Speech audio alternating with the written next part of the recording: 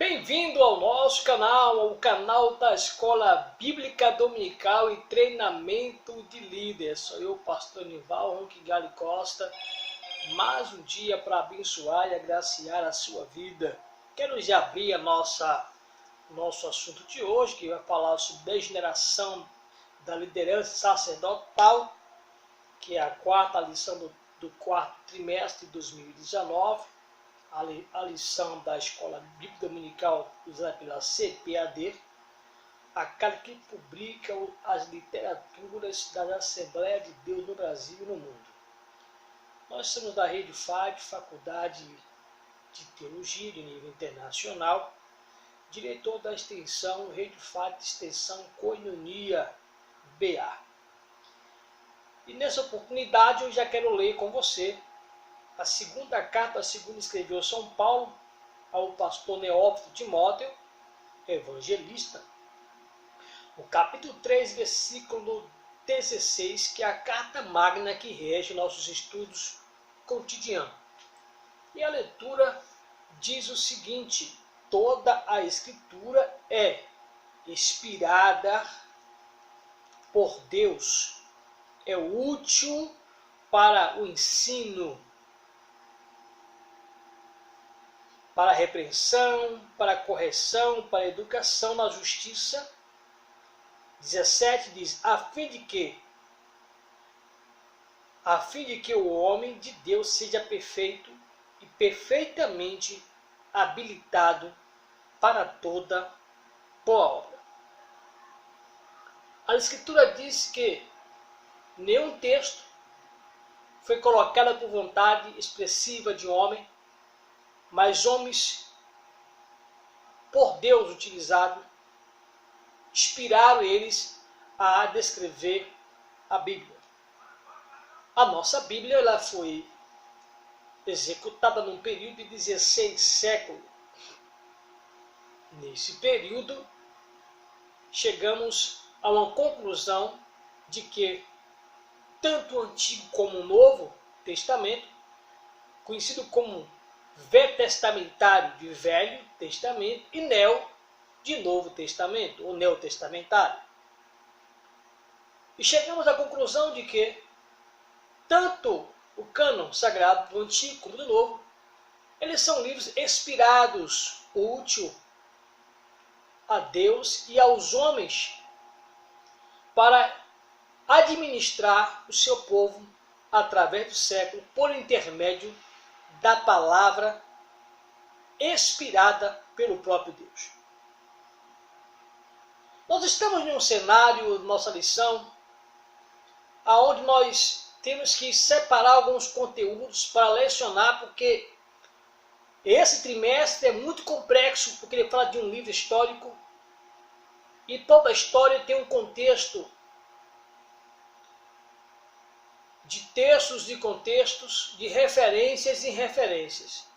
Por exemplo, a leitura bíblica em classe desta semana está no primeiro livro, segundo escreveu Samuel, no capítulo 2, versículo 22 ao 25, capítulo 3, versículo 10 ao versículo 14. Uma leitura suplacitada.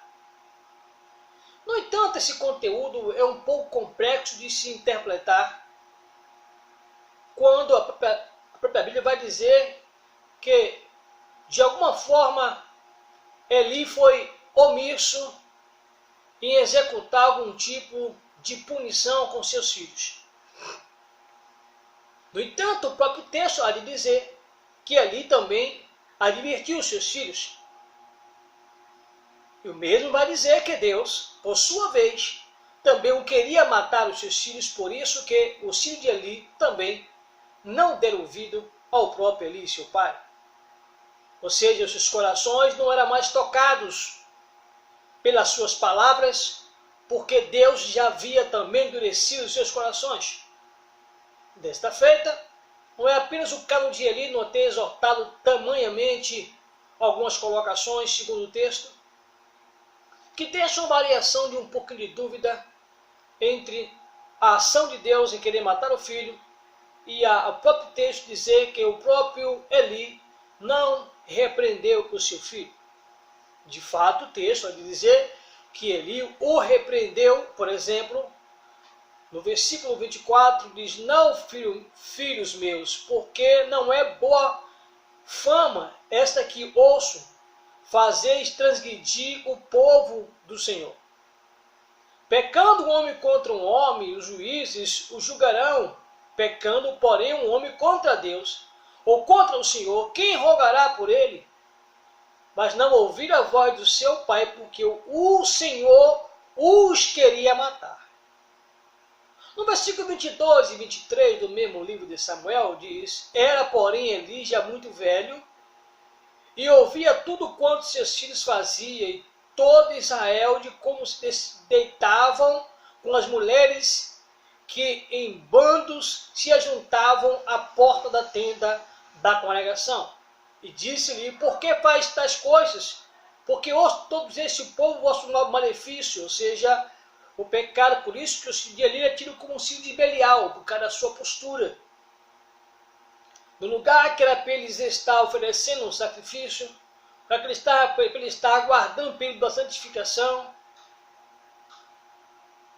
de receber a oferta, conhecida como a oferta da comunhão, eles estavam, na verdade, se prostituindo com as pessoas que iriam no templo para assim oferecer sacrifício a Deus. Na verdade, dá a entender que havia uma revolta no coração dos filhos de Eli. Havia uma revolta, e essa revolta do seu coração foi o problema. Foi um problema pelo qual eles tomou um caminho que não era muito bom. Era o caminho de se levantar contra Deus, porque o texto vai dizer, quando usa aqui a expressão que este povo, os vossos males, porque ouço todo este porque ouço de todo este povo os vossos malefícios. E há alguns termos que ele usa aqui na lição aqui, que é não dizer que assim, eram pecados voluntários, eles estavam cientes do que estavam fazendo. Então eles queriam, na verdade, afetar Deus mesmo na situação. E isso não pode descartar. Nesse caso, aqui o texto vai dizer que Eli ia advertir dos casos, que Deus julgaria a sua casa. Quando a lição vai falar, a lição anterior vai falar sobre o caso do próprio Samuel, a chamada profética de Samuel, falando que Samuel tinha uma vida distinta, mesmo vendo todos os casos ocorrendo, Samuel se manteve dentro dos padrões. Samuel não esticou as suas mãos para poder adquirir a carne que deveria ser consumida com gordura dentro do altar de Deus, para depois eles comerem a carne do sacrifício. E Samuel via os casos e não se misturou. Então Samuel aderiu ao conhecimento, aderiu à obediência e prosseguiu. Por isso que Samuel conseguiu ser profeta e sacerdote da linhagem sacerdotal. Então vejamos essa importância. No capítulo 3 do livro de Samuel, versículo 10 ao 14, diz: então veio o Senhor e ali esteve, e chamou como das outras vezes Samuel. Samuel disse: fala, porque o teu servo ouve. Disse o Senhor: Samuel, eis que aqui eu vou fazer uma coisa em Israel, ao qual todo o que ouvir tirarão os amos as orelhas. Naquele mesmo dia suscitarei contra Eli tudo quanto tenho falado contra a sua casa, começá-lo-ei, acabá-lo-ei, porque já lhe fiz saber que julgarei a sua casa para sempre, pela iniquidade que ele bem conhecia, porque fazendo-se seus filhos execráveis, não os repreendeu. Portanto, jurei a casa de Eli, que nunca jamais será inspirada a iniquidade da casa de Eli, o sacrifício, nem com a oferta de manjares. Olha, com esse texto aqui no versículo 13, do capítulo 3, ele me deixa assim meio dificultoso de interpretar essa colocação aqui, ó, no versículo 24 do capítulo 2, que diz: não, filho meus, porque não é boa a fama que que osso fazeis transgredir o povo do Senhor. 25. Pecando o homem contra o homem, os juízes julgarão. Pecando o homem contra o Senhor, quem rogará por ele? Mas não ouvirá a voz do seu pai, porque o Senhor os queria matar. Olha só, se o Senhor os queria matar, então Deus havia fechado o conceito deles, porque Deus viu que não tinha mais como purificação pelos seus pecados. Então, de alguma forma, Deus interveio na situação. Se você tentar explicar o capítulo 3, versículo 13, você vai se bitolar na situação que você vai ficar sem resposta. Essa é a realidade. Olha o versículo 13 do capítulo 3 do mesmo livro de Samuel. Porque já lhe eu fiz saber que julgarei a sua casa para sempre, pela iniquidade que ele bem conhecia, que era o pecado dos seus filhos, não era o pecado de Eli. Aí diz, porque fazendo seus filhos execráveis, não os repreendeu. Aí você vai dizer, o que é repreensão nesse caso? Quando Eli, no versículo 23 e 24, disse-lhe, por que faz tais coisas? Por que ouço de todo este povo os vossos malefícios? Não, meus filhos, porque não é boa a infama que está osso fazer transgredir o povo do Senhor. E aí, versículo 25, ele vai dizer a questão que, se ele estivesse pecando contra um homem, os juízes o ajudaria, mas pecando contra Deus, como ele ia se livrar da situação? Então, o versículo 20, 23, 24 e 25 do capítulo 2 do livro de 2 Samuel, no capítulo 3, versículo 13, fica um pouco embaraçado para você se prender para explicar a história. É melhor você deixar em parte esse contexto, já que a Septuaginta, tradução do hebraico para o grego, chegando no português, não conseguiu avançar tanto nesse texto aqui, porque a própria CPAD corre desse texto para poder relatar, né? O guia do leitor da Bíblia da CPAD também não invade tanto. Ele vai falar mais no sentido de que o pecado dos filhos de Eli era um tipo de pecado que Deus não estava mais preocupado em purificá-lo, porque eles haviam feito um pecado premeditado. Então o juízo teria que vir sobre eles. Então também corre, porque é um texto que fica um pouquinho embaraçoso. Quando você vai ler no capítulo 3 até o capítulo 8 do livro do Levítico, você vai entender como foi a preparação das leis dada levítica. Então, assim, o sacerdote ou o juiz sacerdote, ele tinha uma missão.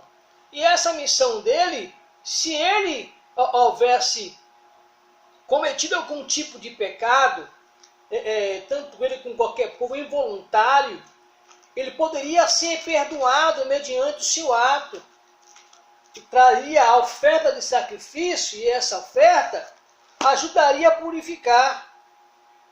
Observe, a porção do sacerdote é a lei da oferta pela culpa. Observe que no capítulo 7, por exemplo, essa é a lei da oferta pela culpa, coisa santíssima, no lugar onde imola o holocausto, imolarão a oferta pela culpa.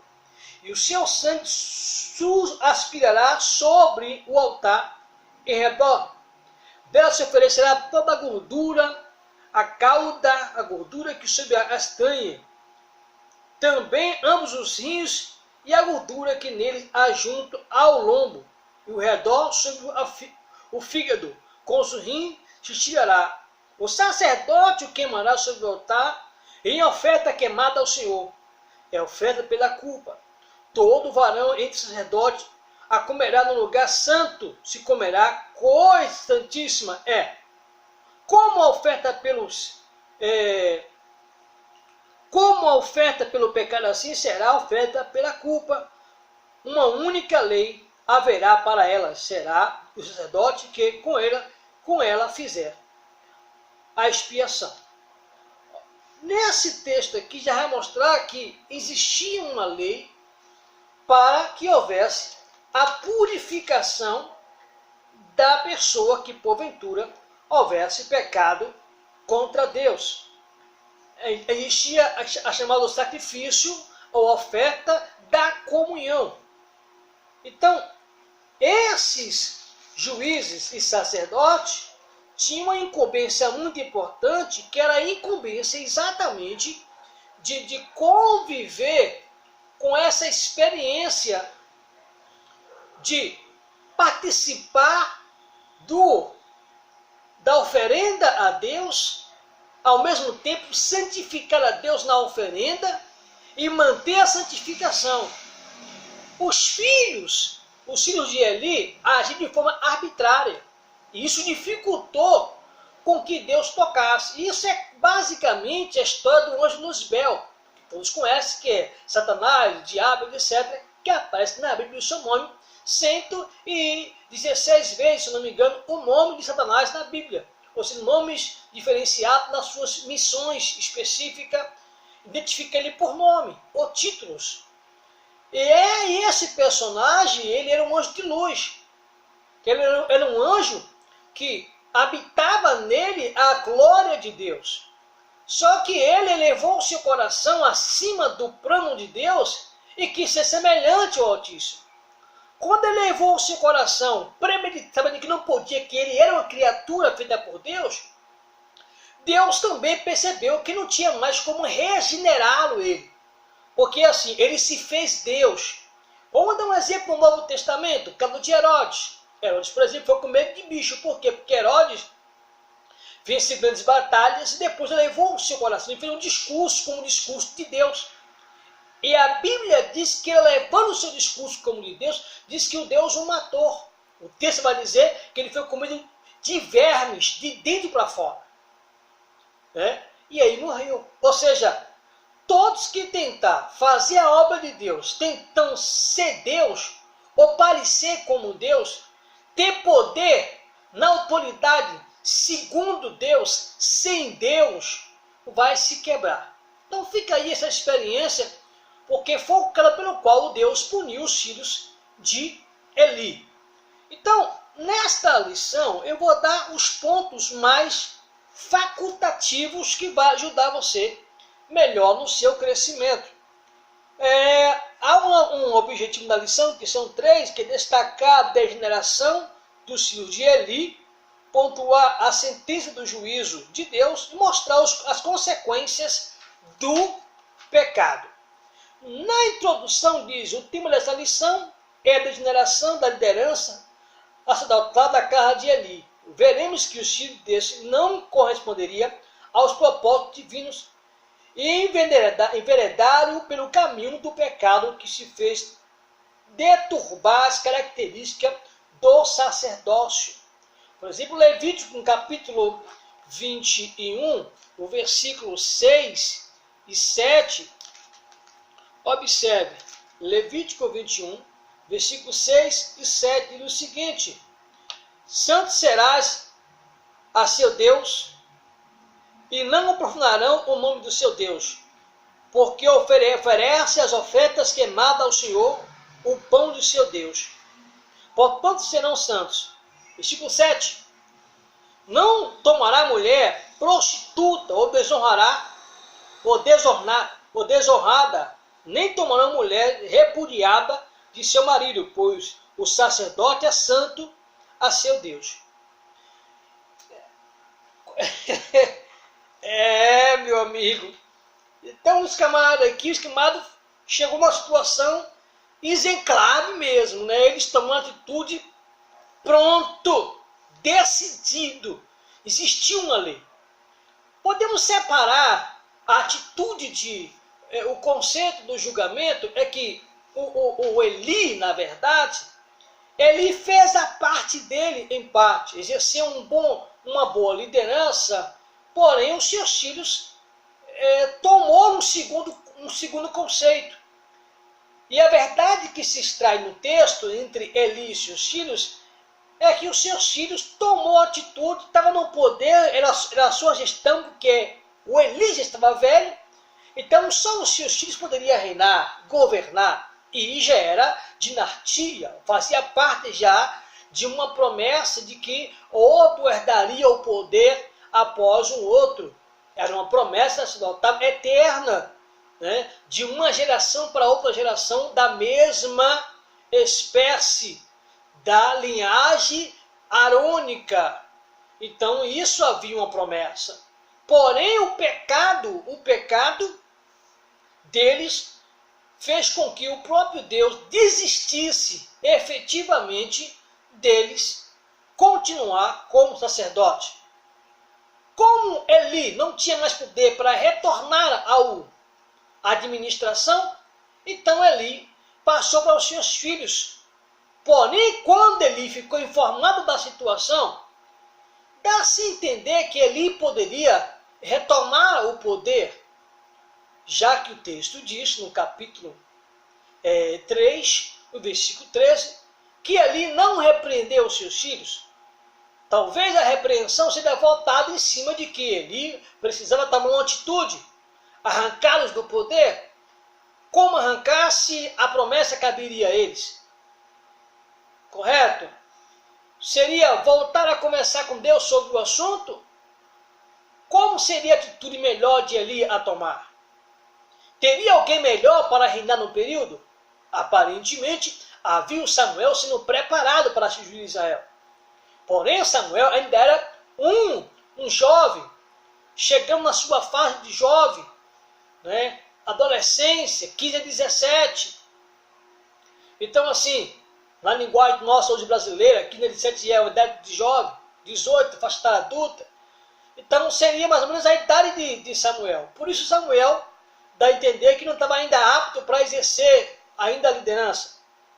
Já que o hebraico qualifica a maior idade até os 24 anos, né? 24 anos em diante, entra a maior idade, na verdade, que é o que acaba lido o próprio Jeremias, quando diz que não passa por uma criança, porque o hebraico qualificava nessa faixa etária ainda numa preparação da juventude para chegar à idade adulta. Quando foi chamada para ser um dos profetas maiores do Antigo Testamento, período de profeta, período de cativeiro. Mas não vou me deter na situação. O que você tem que ver é que eles escolheram o caminho do erro. As consequências para quem peca contra Deus, que é o tópico 1 e o subtópico 3, que diz: quando o homem comete um crime contra o outro homem aqui na terra, há os tribunais humanos para julgá-lo, como Paulo nos lembra em 1 carta de Paulo a Timóteo, capítulo 1, versículo 19. Entretanto, para os pecados dos filhos de Eli não havia tribunal humano, pois esses pecaram diretamente e deliberadamente contra Deus. Como eles não se arrependeram, o juízo divino era inevitável. A ira de Deus se acendeu contra eles. Os que estão à frente do rebanho do Senhor devem ser exemplo em tudo. É preciso ser íntegro no ensino, incorruptível, reverente, digno e santo. Certo? Devemos ser conscientes de que Deus não tolera o pecado, principalmente aos que ensinam e estão em posição de liderança. Eu concluo que, na verdade, Deus ele não está qualificando se você é líder ou não. Na verdade, para Deus, tanto faz você ser líder ou não. Se você pecar, você vai entrar pela espada de Deus. Exemplo, o próprio Moisés tentou ir até o povo, dizer, ir ao próprio Deus e reivindicar. Ou Deus apagava o pecado daquele povo, ou Deus escreveu o seu livro da vida. E Deus falou para ele que não tinha como negociar a situação. Todo aquele que pecasse, a sua alma morreria. Então, Deus não está, na verdade, preocupado se você é líder ou não. Para Deus não tem pecadinho nem pecadão.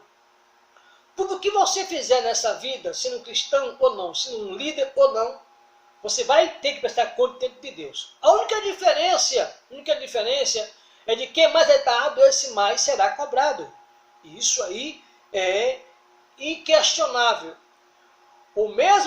A mesma liderança que está no caminho para a salvação e pode perder, a mesma coisa acontece com o membro do corpo de Cristo, que é um cristão sem um papel específico voltado no sentido de ser obreiro ou ter uma liderança. Mas ele tem uma chamada de ser um exemplo, tanto faz com título ou não.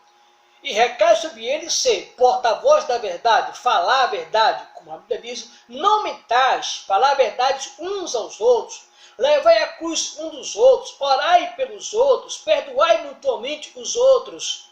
Né? Então, assim, a Bíblia dá um requisito a todos, sem imposição de poder, que o julgamento de Deus ele vem sobre qualquer um que for chamado e aceitar a vocação de ser porta-voz dessa verdade de Deus. Ele está no canal da Escola Bíblica Dominical, Treinamento de Líder, abençoando a sua vida com mais um vídeo. É isso aí. Vamos aqui para o tópico 2, a sentença do juízo de Deus. No ponto 1, diz a experiência profética de Samuel, numa época em que era bem raro ouvir a voz de Deus. Samuel ouviu clara e reverentemente o Altíssimo. Nessa experiência, o jovem profeta recebeu uma série e urgente comunicado ou comunicação divina, uma mensagem contra a casa de Eli, o seu mestre. Então a experiência mostra que Deus não faz acepção de pessoas, ou seja, não se importa com a idade de alguém quando a questão é fazer a vontade divina. Olha, a sentença, você já sabe que Deus ele entrou na sentença mostrando que a casa de Eli estava em desordem. Quando fala da casa de Eli, é bom você destacar que isso fala da genética, como eu posso dizer, da chamada perpétua que é transponível, né? Ou seja, que é transferível. Então, vamos dar um exemplo do carro de Jacó. Quando Deus pegou Jacó e que Jacó lutou com Deus no Vale do Jaboque, e que Deus mudou o seu nome, Deus chamou ele de Israel.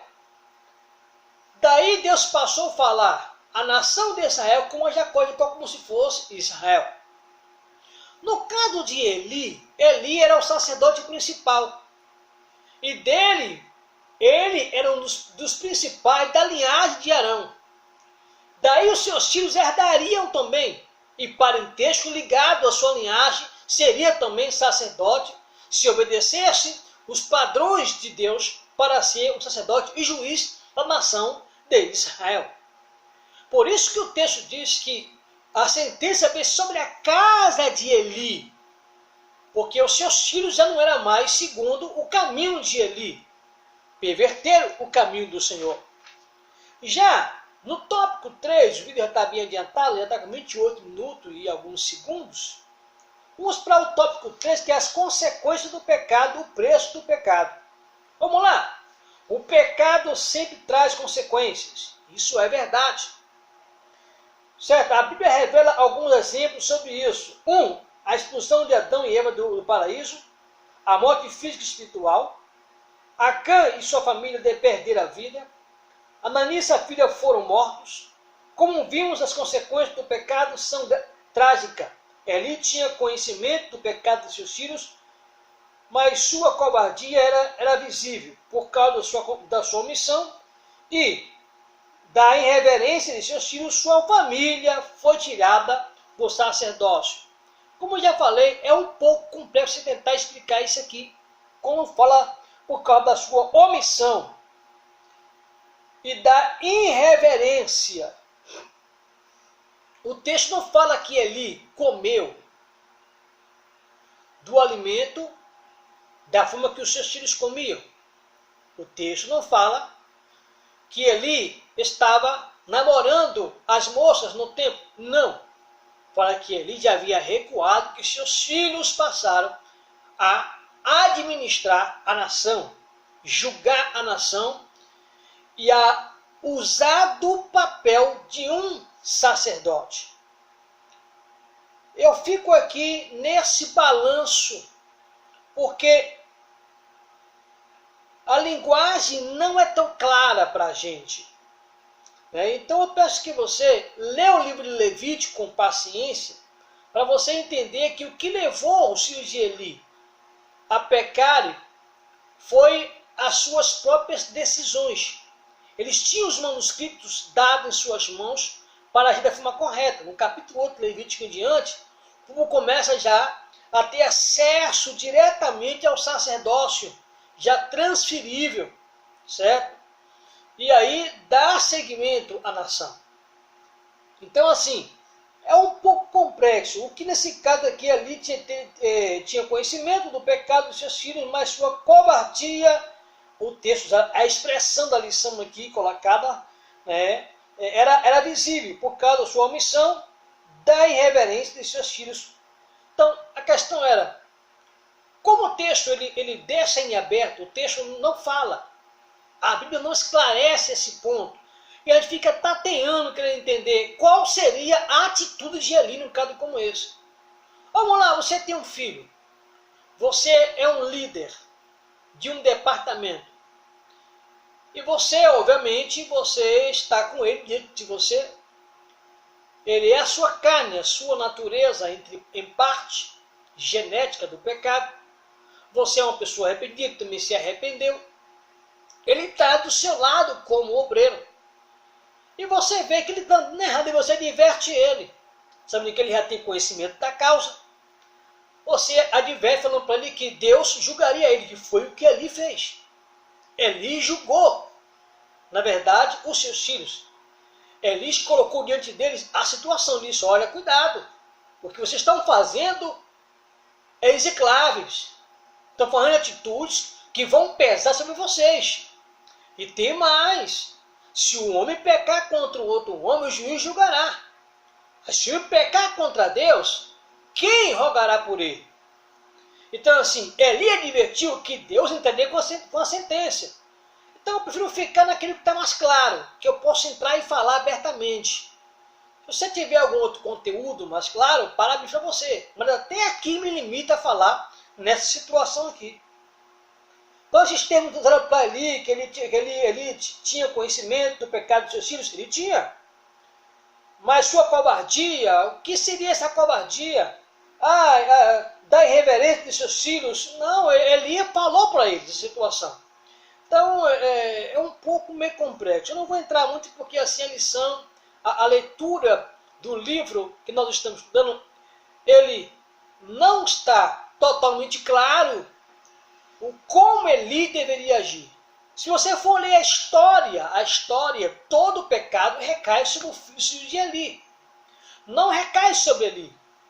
Toda a sequela, as decisões, as escolhas e tal, o caminho tomado, foram tomados pelos filhos de Eli. Certo? Agora, se a lei dissesse que Eli poderia retomar o sacerdócio, certo? Se a lei dissesse, poderia retomar, ou se Deus intervesse e colocasse uma outra pessoa, que o texto há de dizer, ainda na leitura bíblica em classe, no texto bíblico, no capítulo 2, vai dizer claramente, começando do versículo 22 ao 25, falando que o pecado dos filhos de Eli e que Eli havia advertido. Certo? Então, o texto vai dizer que havia uma advertência sobre ele, mas também vai falar que o Senhor o queria matar. O Senhor o queria matar. Certo? Então, se Deus queria matar os seus filhos, como? No versículo 25. Pecando o homem contra o homem, os juízes o julgarão. Pecando, porém, o homem contra Deus, quem rogará por ele? Mas não ouvir a voz do seu pai, então Eli o repreendeu. Porquanto o Senhor os queria matar. Então, acho que o mais claro de toda a história e enredo está aí. Eli o repreendeu os seus filhos, de fato. Mas o que faltou? Como Eli poderia agir de uma outra forma, se a própria lei levítica não entra por esse caminho dele retomar o poder? Então, automaticamente, quando Eli vai o repreender, o contexto vai dizer na história que os filhos não deram ouvido a Eli porque Deus os queria matá-lo. Veja que no capítulo anterior desse primeiro livro vai dizer que o profeta Gade já havia predito no juízo sobre a cana de Eli, falando a situação dos seus filhos. Os filhos deveriam agir de forma correta, ser obediente, etc. Eu não sei exatamente como Eli poderia agir na situação dessa aqui, já que o próprio Deus o queria matar. Fica aí essa memória aí, como é que eu chamo? Eu chamo de esse embate de ideia para você discutir em sala de aula. Porque texto sem contexto é pretexto e é preresia. Então, você não pode ensinar uma história sem ter o contexto de uma lei que havia colocado anteriormente. Então, eu acredito que na Septuaginta, a tradução para o português não alcançou uma ideia tão clara, mas o que deixa bem claro é esse versículo aqui, do capítulo 2, do livro de Samuel, versículo 25. Pecando o homem contra o homem, os juízes julgarão. Pecando, porém, o homem contra o Senhor, quem rogará por ele? Mas não ouvir a sua voz, a voz do seu pai, porque o Senhor os queria matar. Então, o texto por si já se esclarece. Eu acho que fica mais fácil você entender. Se você recorrer lá em cima, já que o livro é histórico, você pode botar o versículo 13. Porque eu já lhe fiz saber que julgarei a sua casa para sempre. Pela iniquidade que ele bem conhecia. Isso está lá atrás, quando o profeta Gade já predisse, o livro é histórico. Porque fazendo-se os seus filhos execráveis, não os repreendeu. Ou seja, havia uma época na vida de Eli que Eli percebeu e Eli não repreendeu. Quando ele tentou tomar força, estava bem adiante a situação. Então, resumindo, para fecharmos aqui, é que Eli teve a oportunidade de os repreender anteriormente. Eli se reteve na situação, já que o livro é histórico, não é precisamente uma leitura corrida, mas ela pode ser contextuada, lendo e colocando, se encaixando no seu período mais correto. E Eli deixou de chamar na exortação e deixou que eles, por si, aprendessem com a história. Ou seja, pesava Eli como um pai conservar a situação para que os seus netos também herdassem o ministério sacerdotal.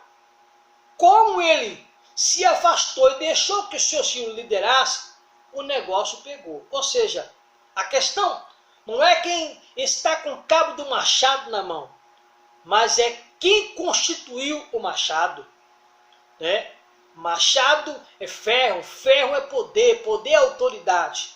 Nem todo mundo que está com machado na mão é a pessoa que Deus chamou para tal liderança. A questão que fica no texto é: será que os dois filhos de Eli estavam aptos já para ser sacerdote? Será que o pecado cometido pela casa de Eli, diante dos seus olhos, será não foi porque ele sentiu-se cansado na missão e passou aos seus filhos? Pode ser a pressa de delegar autoridade aos seus filhos, e isso levou a que a coisa acontecesse. Ele achou que talvez não era mais capaz de reger a nação, porque a Bíblia vai dizer que na sua velhice ele passou para os seus filhos e o negócio pegou. Então, muito cuidado, aqui se vai transferir autoridade. E como você vai, na verdade, reagir depois que você der autoridade, que é um dos pecados mais cometidos quando você vai mudar um líder. Uma posse de um líder vai tirar um outro. Né? Às vezes arranca um como bom, como ruim, e coloca outro como bom. Às vezes arranca um como bom e coloca o outro como ruim, para testá-los. E acaba muitas vezes a obra perecendo, sofrendo as consequências. E são os membros congregados, os obreiros que estão ali em tomada que sofrem para suportar a mudança do sacerdócio, de costumes e etc. Então fica aí a situação. Cuidado, como você vai tirar alguém da frente da obra? Como você vai empostar alguém? E como você vai delegar um cargo no final do ano para alguém, para o próximo ano que vai seguir? Como você vai arrancá-lo eles? Aqui você vai dar uma oportunidade de estar do seu lado. Porque depois que você receber o poder, você vai ter que andar com ele e conviver com as consequências. E Eli morreu com as consequências da decisão dos seus filhos. Ou seja, já que a lição faz essa transparência que Eli foi irrelevante com a situação, Eli foi, a expressão diz, covarde, né, na situação, que na verdade hoje é bem complexo isso, quando você vai ver no nosso dia a dia, isso acontece o mesmo com a gente. Você coloca alguém, depois ele toma atitude e você pergunta, onde foi que eu errei? Eu dei oportunidade achando que a coisa ia andar, que a pessoa ia avançar, que devia ser com ele, que ele ia honrar, e de repente a pessoa foi lá e passou por cima de você. E o povo começa a perecer. A glória de Deus está no meio do povo, se pergunta, o que aconteceu? Onde foi que eu errei? Eli se viu nessa situação. Então, o conselho que eu dou é, cuidado tu que está em pé, para que não caia. Porque é fácil avaliarmos a pessoa que deu autoridade, que fez uma mudança e colocou outra pessoa e deu errado. O mais difícil é estar na situação, com os olhos que viu. Observe que quando o próprio Samuel foi à casa de Jessé, o belamita, para ungir, para levantar um rei à nação de Israel, observe que quando o seu pai ofereceu os seus filhos robustos, fortes, aparentosos, eles ficaram o quê? Rapaz, ele parou e pensou, rapaz, esse é o homem que Deus mandou para ser um rei da nação de Israel. Ele disse, olha, não veja como os me vê, porque eu não vejo como estás. Tu me vê a aparência, eu vejo o coração. Então, liderar é algo muito delicado e tem que liderar não apenas com o coração, mas ver como Deus vê, pensar como Deus pensa. E isso não se aprende de um dia para outro, tá? Deus abençoe a sua vida.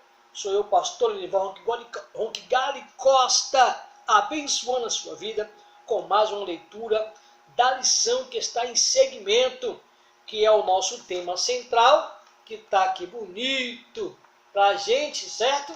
Falando sobre o governo divino em mãos humanas, liderança do povo de Deus. Na leitura do primeiro e segundo livro, segundo escreveu Samuel e etc. Deus abençoe a sua vida. Vamos que vamos para o próximo vídeo. Deus abençoe. Dá um like aí, inscreva no canal, compartilha. Dias melhores virão. Deus abençoe a sua vida.